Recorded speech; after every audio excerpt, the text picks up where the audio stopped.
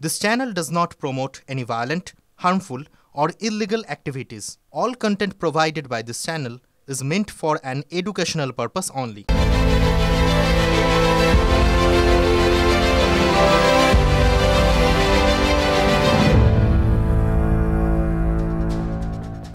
নমস্কার, টিভি9 বাংলায় আপনাদের স্বাগত জানাই। শুরু করছি আজকের ঠোঁটকাটা। ঠোঁটকাটা মানেই কাউকে রেয়াত না করে নির্ভীক কাঁটা ছেঁড়া।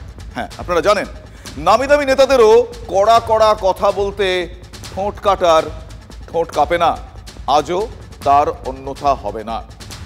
ঠান্ডা মানে শীত পর্ব করছে, একটু আবহাওয়ার এই মুহূর্তের পরিস্থিতি দিয়ে শুরু করি।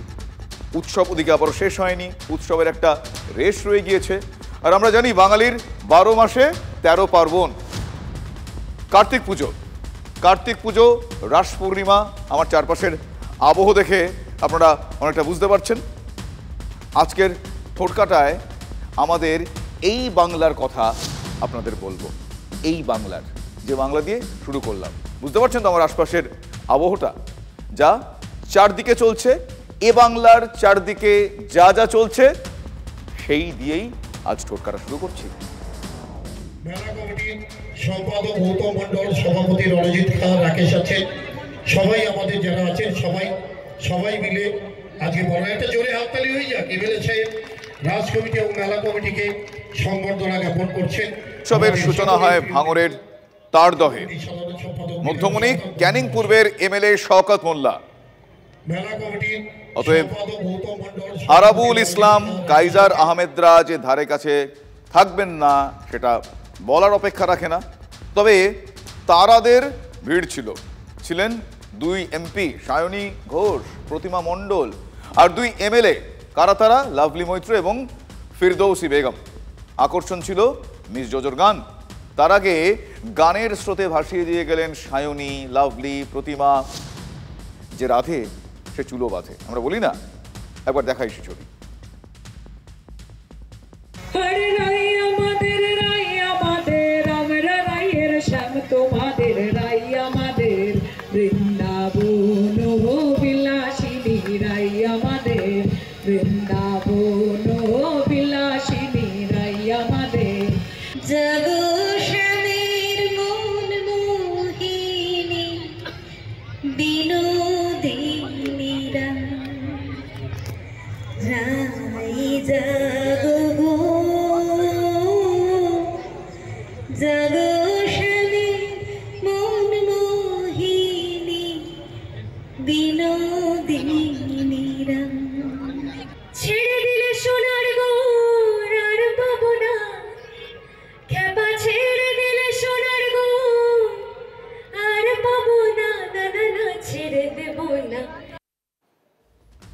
এই না হলে বাংলা, কত বৈচিত্র্য বলুন তো।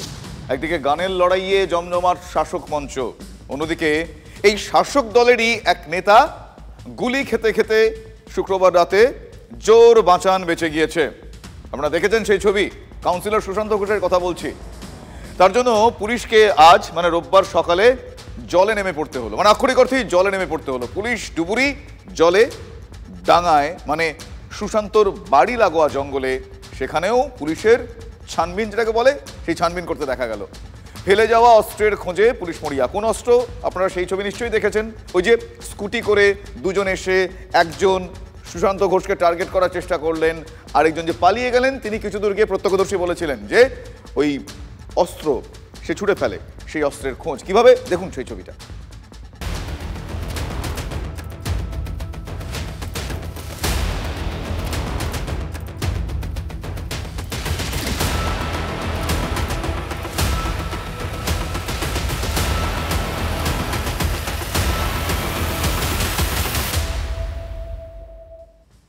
কে বুঝলেন এই ছবি দেখে? পুলিশ এতটুকু স্বস্তিতে নেই। নাহলে ভাবুন, এই এক গলা জলে নামতে হচ্ছে, নেমে ওই তন্ন করে খুঁজতে হচ্ছে। গতকালই আপনারা শুনেছেন, নিশ্চয়ই অনেকের মনে আছে, আমি আবারও মনে করাচ্ছি, মেয়র এবং গুরুত্বপূর্ণ মন্ত্রী ফিরহাদ হাকিম তিনি পুলিশের বিরুদ্ধে চোখা ভাষায় তোপ দেখেছিলেন। হ্যাঁ, রেয়াত করেননি। একবার শোনাই কি বলেছিলেন তিনি। পুলিশকে বলবো, অ্যাক্ট নাও। ইন্টেলিজেন্স কোথায়? নেটওয়ার্ক কোথায়? প্রত্যেকটা অ্যারেস্ট আমি দেখছি যে বাইরের স্টেটের ক্রিমিনাল এখানে অ্যারেস্ট হচ্ছে। হোয়াইট এত বাইরের ক্রিমিনাল আসছে কি করে? Where is the network? বারবার মুখ্যমন্ত্রী বলছেন বাইরের থেকে আর্মস আসছে, সে আর্মসটা না আসাতে তোমার ব্যবস্থা করতে হবে। তোমাকে তো আমি গিয়ে জিজ্ঞেস করবো না যে জল জমাটা কি করে বন্ধ করলাম। ফিরহাদের কথার সারমর্ম যদি বলি, ইন এ নাটশেল যেটাকে বলা হয়, তাহলে কিন্তু এটাই যে পুলিশ ফেল করেছে, পুলিশ ব্যর্থ, পুলিশের ইন্টেলিজেন্স ফেল করেছে, নেটওয়ার্ক কাজ করছে না। আর বিরোধীরা সেটা বলেই এখন মুখ্যমন্ত্রীর কাছের লোকটিও কিন্তু আঙুল তুলছেন। আর তার কাউন্সিলর দুষ্কৃতীর বন্দুকের নিশানা হলে মেয়রকে এ কথা বলতে হবে, পরিস্থিতি তাকে বলতে বাধ্য করছে। এত বড় একটা ঘটনা আপনারা ভাবুন। সুশান্ত ঘোষ নিজেও কিন্তু বলছেন, কি বলছেন, রাজনীতি ছেড়ে দেব, কারণ বিরক্ত। আর এই ঘটনার আকস্মিকতা তাকে এই কথা বলতে বাধ্য করছে। খুব স্বাভাবিকভাবে আতঙ্ক হবে। আপনারা সেই ছবি দেখেছেন, তিনি বসে আছেন, পয়েন্ট ব্ল্যাঙ্ক রেঞ্জ থেকে কেউ এসে বন্দুক তাক করছে, সে বন্দুক থেকে গুলি বেরোয়নি, হয়তো তিনি বেঁচে গিয়েছেন, কিন্তু এই গোটা ঘটনাটা একবার ভাবুন তো, নিজের প্রাণের থেকে বড় মানুষের কি হতে পারে? কিন্তু কেন কসবার কাউন্সিলরকে টার্গেট করা হলো, এ প্রশ্ন উঠছে। শনিবার নিজেই সেটার ইঙ্গিত দিয়েছেন সুশান্ত ঘোষ, মানে যিনি যাকে টার্গেট করা হয়েছিল। কি বলেছিলেন? হানি, মধু, কসবায় মধু আছে এবং সেই মধুর সেই হানি তার হানিকারক পরিস্থিতির সৃষ্টি করেছে। শুনুন একবার কি বলেছেন তিনি। তো মৌমাছি আসবেই এবং মৌমাছিরাও আসবে, সে মৌমাছি লোকাল মৌমাছি আছে, বাইরের মৌমাছিরাও আছে। থাকলে তো মৌমাছি আসবেই এবং মৌমাছিরাও আসবে, সে মৌমাছি লোকাল মৌমাছি আছে, বাইরের মৌমাছিরাও আছে। প্রশ্ন হচ্ছে সেই মধু কি? কসবার জমি, মানে স্কোয়ার ফুটের বর্গ ফুটের হিসেব? শাসক দলের অনেক কাউন্সিলরের বিরুদ্ধে এই স্কোয়ার ফিটে টাকা নেওয়ার অভিযোগ উঠেছে। কিছুদিন আগে বিরোধী দলনেতা শুভেন্দু অধিকারী একটি ফুটেজ শেয়ার করে দাবি করেছিলেন, মনে আছে আপনাদের অনেকের? কি দাবি করেছিলেন? ওই বর্গ ফুটের হিসেব হচ্ছে, মানে যেটাকে পক্ষান্তরে মধু বলছেন সুশান্তর ঘটনার পিছনে কি তেমনই কোনো হিসেব নিকেশ রয়েছে, তেমনই কোনো অশান্তির জের রয়েছে? কাউন্সিলরকে খুনের চেষ্টায় অন্যতম অভিযুক্ত যে, মানে গুলজার খান ওরফে আফরোজ, সে ইতিমধ্যেই পুলিশের জালে। আর অশান্তির পিছনে যে বর্গ ফুটের হিসেব, সেটা কিন্তু এই আফরোজ সেও বলছে। ফলে দুয়ে দুয়ে চার একটা হচ্ছে। শুনুন তার কথা। सुशांत घोष गुंडा है, जगह दखल किया है तो मारा। 2000 स्क्वायर फीट। हैदर अली सुशांत घोष का गुंडा। শুনলেন, স্পষ্ট শুনলেন, সুশান্তর ঘনিষ্ঠ হায়দার আলী তার 2000 স্কোয়ার ফিটের জায়গা দখল করে নিয়েছে। এবার প্রশ্ন হচ্ছে, এ কারণেই কি আক্রোশ? এ কারণেই কি কসবার কাউন্সিলরকে টার্গেট করা হলো? এইভাবে এ কারণেই কি সুপারি কিলার ফিট করা হলো? 2000 স্কোয়ার ফিটের যে জায়গাটার কথা এই গুলজার বলছে, সেটা একটি গোডাউন, ওই গুদামের মতো। চৌবাগার গুলশান কলোনির দ্বারভাঙা মোড়, এই গোডাউনের সঙ্গে নাকি সে দুটো ফ্ল্যাট কেনে। সেই গোডাউন যা জুলকারের কাছ থেকে গুলজার খান কিনেছিল এবং এই 2000 স্কোয়ার ফুটকে নিয়েই যাবতীয় বিতর্ক। আমি গুলজারকে বিক্রি করেছিলাম, ও দখল নিতে পারেনি, না দখলটা নিল হায়দার আলী। এই যে যার কথা শুনলেন এই মাত্র, তার নাম জুলকার নাইক। তিনি কে? তিনি ফ্ল্যাটের প্রমোটার। গুলজারের অভিযোগে শিলমোহর দিলেন প্রমোটার। তার কথায় অন্তত তা বলতে কোনো অসুবিধা নেই। এবার তাহলে সুশান্তর ঘনিষ্ঠর কাছ থেকে চৌবাগার ওই গোডাউন না পেয়েই যুবরাজ কুমারের মতো শার্প শুটারকে ভাড়া কোণে আনেন গুজরাট? এ প্রশ্ন এই মুহূর্তে উঠছে, কিচ্ছু করার নেই, এ প্রশ্ন পরিস্থিতি তুলছে। হায়দার আলী যে গুলশান এলাকাটা তার হয়ে দেখে, তা সুশান্ত কিন্তু অস্বীকার করছে না, মেনে নিয়েছেন হায়দার নিজেও। কিন্তু এই 2000 স্কোয়ার ফিট দখল, এটা নিয়ে যেই ইকুয়েশন তৈরি হচ্ছে, সেটা তো অনেক বড় স্কোয়ার ফিটের। সেই প্রশ্নটা আরও একবার তুললাম। যে এটা ক্রিমিনালের অভিযোগ শুনে আমাকে প্রশ্ন করেন, এর চেয়ে দুর্ভাগ্য আর রাজনীতিতে হয় না। হ্যাঁ, হায়দার আলী আমার হয়ে গুলশনটা দেখে, কারণ আমি সপ্তাহে একদিন যাই, বাকি সময়টা হায়দার দেখে ওখানে।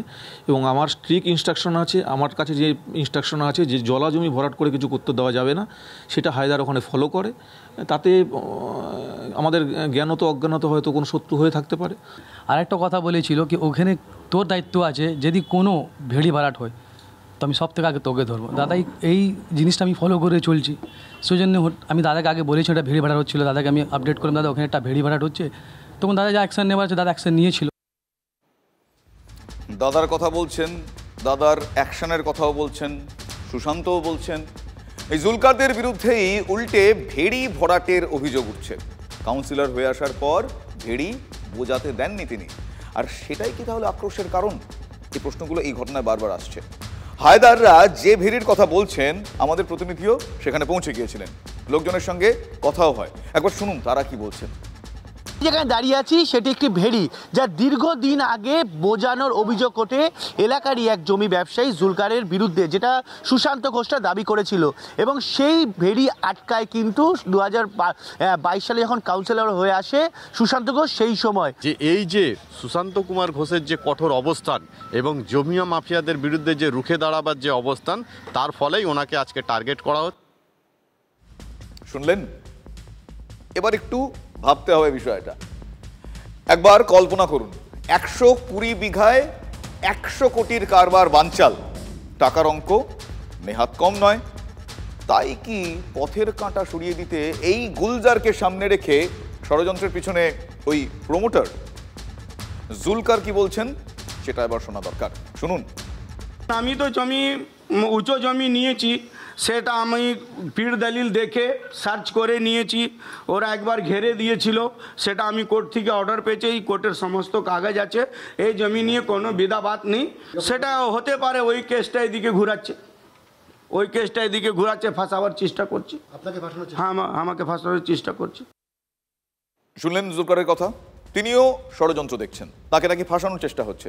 তবে সুশান্তর অনুগামীরা বড় মাথার পিছনে পড়েছেন। গুলজার জুলকারদের পিছনে বড় কোনো মাথার উস্কানি, সেই বড় মাথা কি শাসক দলের কেউ? না, আমি ঠোঁটকাটা সে প্রশ্ন তুলবই, সেই উত্তরটা একটু খোঁজার চেষ্টা করি।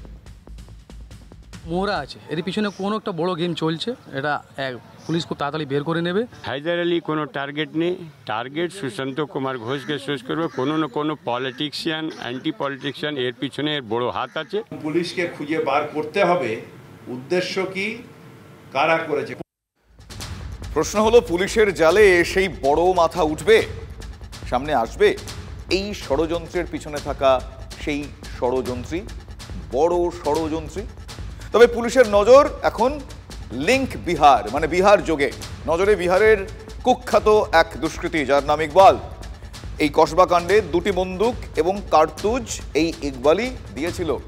পুলিশ জানাচ্ছে যে এর আগেও 2বার হামলার চেষ্টা করেছিল ধৃত গুলজার ওরফে আফরোজ, অগস্ট মাসে এবং অক্টোবর মাসে, কিন্তু সেই দুটো তাদের হামলা সফল হয়নি। তবে বিরোধী রাজনীতির টার্গেটে সুশান্ত স্বয়ং। 2000 স্কোয়ার ফিটের এলাকা নিয়ে মারামারি দেখতে পাচ্ছেন, আর মিঠা মিঠা গলায় কাউন্সিলর এমন ভাবে তার কথা বলছে যেন মনে হচ্ছে স্কুলের ফার্স্ট বয়। আর তার হয়ে ময়দানে নেমেছে, তার হয়ে দাঁড়ালি করতে নেমেছে ফিরাদ ভাই আমাদের। এত জায়গায় কিছু ঘটতে কোনো মাথা ব্যথা নাই তার। এখন তার মনে পড়েছে কলকাতা পুলিশ অকর্মণ্য, কেন মুঙ্গের থেকে অস্ত্র আসছে। মুঙ্গের থেকে অস্ত্র সেটা তো তোমাদের সরকারের ব্যর্থতা। এই কাউন্সিলরের বিরুদ্ধে অভিযোগ হচ্ছে এ সরকারি জমি দলিল বানিয়ে বিক্রি করে দেয়। এই ধরনের চোর আমরা খুব কমই দেখেছি। তো এটা শুধু আমার মনে হয় না যে জমি দখল করে নিয়েছে বলে গুলি চলেছে, তৃণমূল কংগ্রেসের গোষ্ঠীদ্বন্দ্ব, বিধায়কের সাথে গোষ্ঠীদ্বন্দ্বের ফলে এটা হয়েছে। কিসের গোষ্ঠীদ্বন্দ্ব? ক্রিমিনাল ইজ ক্রিমিনাল, তাকে অ্যারেস্ট করতে হবে। এর সঙ্গে রাজনীতির কোনো সম্পর্ক নেই। এবার যে দুষ্কৃতী এই হামলার সঙ্গে যুক্ত, তাকে অ্যারেস্টের পর সে কি বলছে না বলছে এগুলো পুলিশ তাদের তদন্তের ক্ষেত্রে ব্যবহার করবে। ফলে সেখানে তার উপর দাঁড়িয়ে কোনো রকম কোনো মতামত সেটা দিচ্ছে না। কুণাল বলছেন রাজনীতি নেই, অর্থাৎ গোষ্ঠীদ্বন্দ্ব, গোষ্ঠী লড়াই তিনি মানছেন না। শাসক যে মজেছে এখন গানের লড়াইয়ে। জেগে দেখো আর তুমি নাই গো জয় রাধে, তোমার হৃদয় মাঝে রাখবো ছেড়ে দেব না, তোমার হৃদয় মাঝে রাখবো ছেড়ে দেব না। আরে সুখ বলে আমার কৃষ্ণ মদন মোহন, আর সুখ বলে আমার কৃষ্ণ মদন মোহন। এসব গান শুনলে এই শাসক দলেরই এক নেতার লব্জ বলতে হয়, ও লাভলি। এমন গান শুনলে কে বলবে বলুন তো? শাসক দলেরই এক কাউন্সিলরকে এই দুদিন আগে গান মানে বন্দুকের মুখোমুখি হতে হয়েছিল। তাদের ঘরে কোন্দল প্রকট হচ্ছে। যদি কখনো কোন্দল প্রকাশ্যে আসে, শাসকের মুখর নেতারা হয়তো আরও একবার বলবেন পরিবার বড় হলে ঠোকাঠুকি লাগে। এ তো আমরা সামনেই শুনেছি। হ্যাঁ, লাগেই তো। যেখানে দুটো গোষ্ঠী সেখানে সংঘাত, সংঘর্ষ। আর এই সংঘর্ষ থামাতে গিয়েই শনিবার রাতে মার খেতে হলো ট্রাফিকের অ্যাডিশনাল ওসিকে। রক্ষককে, যিনি রক্ষা করবেন, তাকেই মার খেতে হচ্ছে। রিজেন্ট পার্ক এলাকা, মালঞ্চ সিনেমার সামনের ঘটনা। এসএসকেএম এর ট্রমা কেয়ারে চিকিৎসা চলেছে ওই ট্রাফিকের অ্যাডিশনাল ওসির। অভিযোগ, গতকাল রাতে রাউন্ডে ছিলেন রিজেন্ট পার্ক থানার ট্রাফিকের একজন পুলিশ, অর্থাৎ ট্রাফিক পুলিশ অমিত শাহ। তিনি যখন রাউন্ড দিচ্ছিলেন তখনই এই মালঞ্চ সিনেমা হলের সামনে যে রাস্তা রয়েছে সেখানে তিনি কিছু গন্ডগোল দেখতে পান। স্থানীয়রা তাকে ব্যাপক মারধর করে বলে অভিযোগ। কেন পুলিশ এসেছে তাদের ঝামেলায়, এই বলে তারা ওই ট্রাফিক পুলিশকে বেধড়ক মারধর করে। স্ট্রেঞ্জ, কি অদ্ভুত বলুন। কেন অশান্তির মাঝে পুলিশ ঢুকে পড়লো সেই কারণে পাবলিক পুলিশকে পেটাচ্ছে। খাস কলকাতার বুকে ঘটনা ঘটছে। বিস্ময়কর তো বটেই, লজ্জাজনক বললে এক ফোঁটা কম বলা হবে না। রিজেন্ট পার্কের মতো একটা জায়গা, আপনারা জানেন যারা ওই জায়গা চেনেন, রাস্তার মধ্যে কোনো অশান্তি হলে যে কোনো জায়গা, রিজেন্ট পার্ক বলে নয়, সেই অশান্তি সামলাতে পুলিশ যাবে না? অফকোর্স পুলিশ যাবে, পুলিশ তো যাবেই, পুলিশের সেটাই কাজ। অশান্তি থামানোর চেষ্টা করবে পুলিশ। এটা পুলিশের ডিউটির মধ্যে পড়ে, প্রাইম ডিউটির মধ্যে পড়ে। ঘটনা ঘটে যাওয়ার পর পুলিশ কর্মীকে কাজে বাধা এবং মারধরের অভিযোগে ইতিমধ্যে 3 জনকে গ্রেফতার করা হয়েছে, মানে যারা সেদিনকে খুব ইনিশিয়েটিভ নিয়ে পুলিশ পিটিয়েছিল। কিন্তু প্রশ্নটা অন্য জায়গায়, যে কারণে এতগুলো কথা বললাম। এই ঘটনাস্থল থেকে মাত্র 2 মিনিটেরও কম সময়ের দূরত্ব ডিসি সাউথ সাবারবানের অফিস। কেন বলছি এই জিওগ্রাফিক্যাল অবস্থানটা, ভৌগোলিক অবস্থানটা? তার কারণ ট্রাফিক পুলিশের অ্যাডিশনাল ওসি উন্মত্ত পাবলিকের হাতে গণধোলাই খাচ্ছেন। পুলিশ ফোর্স তড়িঘড়ি সেখানে আসলো না কেন? অস্বাভাবিক নয়। পুলিশের সাবারবান অফিসের অদূরে এমন ঘটনা ঘটে যায়, তাহলে ভাবুন তো রাজ্যের উর্দিধারীদের সক্রিয়তা নিয়ে প্রশ্ন উঠবে না? পুলিশ মার খাচ্ছে পাবলিকের কাছে কোন একটা জায়গায় অশান্তি থামানোর জন্য, তার সামনেই এমন একটা অফিসের অবস্থান, কোনো তৎপরতা নেই। গতকাল মেয়র সাহেব বলেছেন, কিছুক্ষণ আগে আপনাদের শোনালাম, পুলিশকে বলবো অ্যাক্ট নাও। আর কবে তৎপর হবে? হ্যাঁ, এক্ষেত্রেও আবার প্রশ্ন করছি, আর কবে? পুলিশকে বলবো অ্যাক্ট নাও। ইন্টেলিজেন্স কোথায়? নেটওয়ার্ক কোথায়? সম্মান করছে। দেখুন, মহানাগরিক যদি এই প্রশ্ন তোলে তাহলে প্রথম বিষয় আসছে যে মহানাগরিক ফিরহাদ হাকিম সাহেব স্বয়ং রাজ্যের পুলিশ মন্ত্রীর উপর প্রশ্ন তুলে দিচ্ছে। তো পুলিশ মন্ত্রীটা কে? মমতা বন্দ্যোপাধ্যায়। এরকম অপদার্থ পুলিশ মন্ত্রী রাখার দরকার নেই, সরিয়ে দিন। সুকান্ত বলছেন শাসক নেতৃত্ব রাজনীতি বলে উড়িয়ে দেবেন, গুরুত্ব দিতে চাইবেন না। এটা স্বাভাবিক, আমরা এর আগেও দেখেছি। কিন্তু পাবলিক কোন সাহস থেকে পুলিশ পেটায় বলুন? এটা তো বিচ্ছিন্ন ঘটনা নয়। চলতি বছর জানুয়ারি মাসে এন্টালি এলাকায় শব্দ তাণ্ডব থামাতে গিয়ে পুলিশকে আক্রান্ত হতে হয়েছিল, মার জুটেছিল। মাঝে এক পুলিশ কর্তা আক্ষেপ করে বলে ফেলেছিলেন, পুলিশই এখন সফট টার্গেট, যে পারছে পুলিশকে নিশানা করে নিচ্ছে। আপনি বলুন, এই পরিস্থিতি কি একদিনে তৈরি হয়েছে? পুলিশ কেন নিশানায়, এই প্রশ্নটা উঠছে।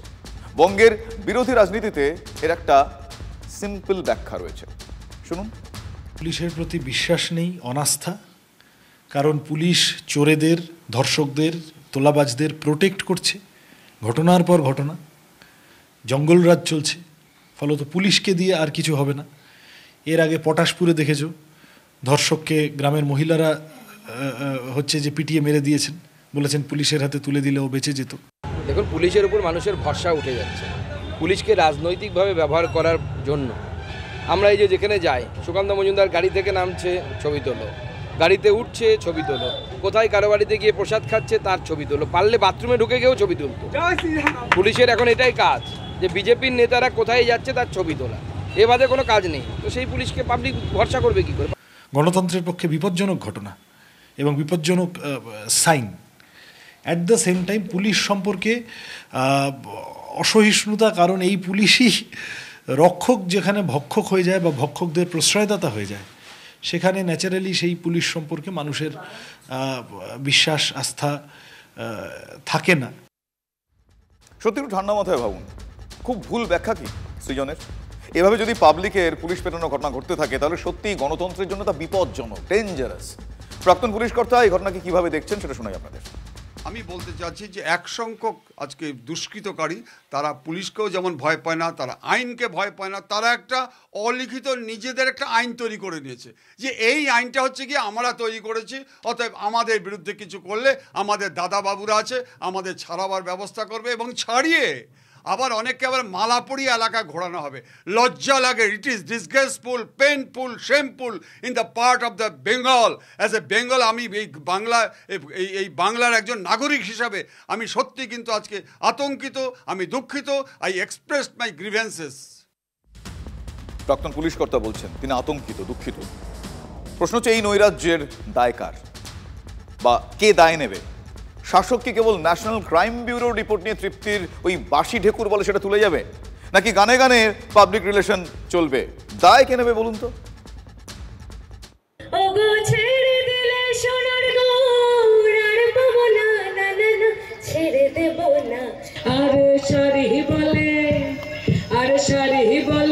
আমার রাধা বামে যতক্ষণ নইলে শুধুই মদন বৃন্দাবন বিলাসিনী রাই আমাদের জাগোষণী মনমোহিনী বিনোদিনী। এই আমাদের বাংলা, যে যার মতো রয়েছেন। নেতারা মঞ্চে মশগুল গানে, পুলিশ নিজের খেয়ালে, আর দুষ্কৃতীরা তাদের মতো। কেন বলছি? তার কারণ যে কসবা নিয়ে এত কাণ্ড, শুক্রবার রাত থেকে যে ঘটনা নিয়ে এত তোলপাড় হইচই, সেখান থেকে মাত্র 5 কিলোমিটারের দূরত্ব নয় মুকুন্দপুর। 48 ঘন্টা কাটতে না কাটতে সেখানে সোনার দোকানে লুটের চেষ্টা। ক্রেতা সেজে দুষ্কৃতীরা ঢোকে, বাধা দেওয়া সোনার দোকানের মালিকের গলায় ধারালো অস্ত্র দিয়ে কোপ দেওয়া হয়। গুরুতর আহত ওই ব্যক্তি মুকুন্দপুরেরই এক বেসরকারি হাসপাতালে ভর্তি। পুলিশ নয়, স্থানীয়রাই তাকে ধরে ফেলে আর তারাই পুলিশের হাতে তুলে দেয়। যেহেতু ওনাকে ছুরি দিয়ে আঘাত করা হয়েছে, তার মানে মনে হচ্ছে ঘটনাটা প্রি প্ল্যান করা, বা যারা করেছে হয়তো প্রফেশনাল। মানে ছুরি অস্ত্র নিয়ে এসছে মানে হয়তো বা চুরি বা ছিনতাই এরকম হওয়ার সম্ভাবনাটাই বেশি। ঠিক যে জায়গাতে আমরা দাঁড়িয়ে রয়েছি পূর্ব যাদবপুর থানা এলাকার মুকুন্দপুর বাজার, সকাল 11:30 নাগাদ এই যে সোনার দোকান আমরা দেখতে পাচ্ছি, এই সোনার দোকানের ভেতরে এক দুষ্কৃতী সে প্রবেশ করে এবং ব্যবসায়ীর সঙ্গে সে সোনার বিভিন্ন অলংকার কেনাবেচা নিয়ে কথা বলতে থাকে এবং তার মাঝেই সে লুটপাট চালানোর চেষ্টা করে। এবং জনবসতিপূর্ণ এলাকাতে কেন এ ধরনের পরিকল্পনা বা হামলার ঘটনা ঘটলো তা নিয়ে কিন্তু বিভিন্ন প্রশ্ন ইতিমধ্যেই উঠতে শুরু করেছে। এবং প্রাথমিকভাবে তদন্তে যেটা পুলিশ জানতে পেরেছে, এই দীপঙ্কর পাল সে সম্প্রতি শেয়ার মার্কেটে বহু টাকা বিনিয়োগ করেছিল, কিন্তু সেই বিনিয়োগের পর সে বেশ কিছু টাকার লোকসান খায়, মোটা অঙ্কের টাকা তার লোকসান হয় এবং তারপরেই সে এই লুটের পরিকল্পনা করে এবং তারপরেই এই মুকুন্দপুর বাজার এলাকাতে থাকা এই যে সোনার দোকান সেখানে এসে লুটপাটের চেষ্টা চালায়। আর সেই চেষ্টাতে বাধা পাওয়ার পরেই ব্যবসায়ীর গলায় ধারালো অস্ত্র দিয়ে আঘাত করে। ভাবতে পারছেন, শেয়ার বাজারে টাকা খুইয়ে লোকে সোনার দোকানে লুটপাট করার কথা ভাবতে পারে? কে জানতো বলুন? মূল অভিযুক্ত হিসেবে যে দীপঙ্করের কথা শুনছেন, মুকুন্দপুরেরই এক হাসপাতালে তিনি কাজ করেন। কার যে কি মতি, এলাকার লোকজন কি বলছেন শোনা দরকার, শুনুন আপনারা। গলাতেই দেয়। এবার ওই সময় চিৎকার করে সঞ্জয় দা এবং ও ছুরি চালানো অবস্থায় চিৎকার করে, ধরে রাখে ওকে। ওই মুহূর্তে আমাদের এই কাকিমারা আশেপাশে আছে এবং আমার দাদারা দাদারা সবাই থাকে, সবাই মিলে ঝাঁপিয়েছে, ধরে ফেলে, দুজনকে ধরে ফেলে এবং পরবর্তীতে সঙ্গে সঙ্গে পুলিশ চলে আসে। পুলিশকে ইনফর্ম করা, পুলিশ আসে এবং পুলিশ তাদেরকে নিয়ে যায়। কজনকে? দুজনকে ধরে নিয়ে। এরা কি পরিচিত কেউ, চেনে না? বাইরে থেকে এরকম কোনোদিন ঘটেনি, এরকম ঘটে না। শান্তিপূর্ণ যাত্রা, রাত্রির 12টা 1টা অব্দি আমরা, সকাল 11:30 আমরা ছুটির দিন, আমরা তো রাত্রির বেলা 12টা 1টার সময় যাই, এখানে কোনো ব্যাপার না। আমরা কোনোদিন ঘটে না এরকম ঘটনা আমাদের এখানে। আমাদের মুকুন্দপুরে এই ঘটনার এই প্রথম হলো এই প্রথম হলো একেবারে সকালবেলা এই প্রথম ঘটনা, এরকম ঘটনা ঘটে না আমাদের শান্তিপূর্ণ এলাকা। সবথেকে বড় কথা দাদা, আমাদের অঞ্চলে আপনি সারা রাত ধরে লোক যাতায়াত করে, কখনো কোনো রকম কিছু হয়। জনবহুল এলাকা, বাজার এলাকা, আসলে বেশ কিছু হাসপাতাল, সে তো অনেক দূরে আছে, এটা অনেকটা মনের মাথা, বাজার থেকে অনেকটা দূরে, এইখানে প্রথম ঘটনা। এই নিয়ে কুণাল ঘোষ কি বলছেন আপনাদের শোনাবো। এক সম্পূর্ণ এর সঙ্গে সাধারণ আইন শৃঙ্খলার কোনো সম্পর্ক নেই। একজন ব্যক্তি, সে ব্যক্তিগত কারণে তার টাকা কোথায় লস হয়েছে সেটাকে সামাল দেওয়ার জন্য আরেকটা কোথা থেকে ডাকাতি করতে গেছে, কাউকে মেরেছে, এগুলো একদম সামাজিক অপরাধ, বিচ্ছিন্ন ঘটনা। এর সঙ্গে সার্বিক বা সামগ্রিক আইন শৃঙ্খলার কোনো সম্পর্ক নেই।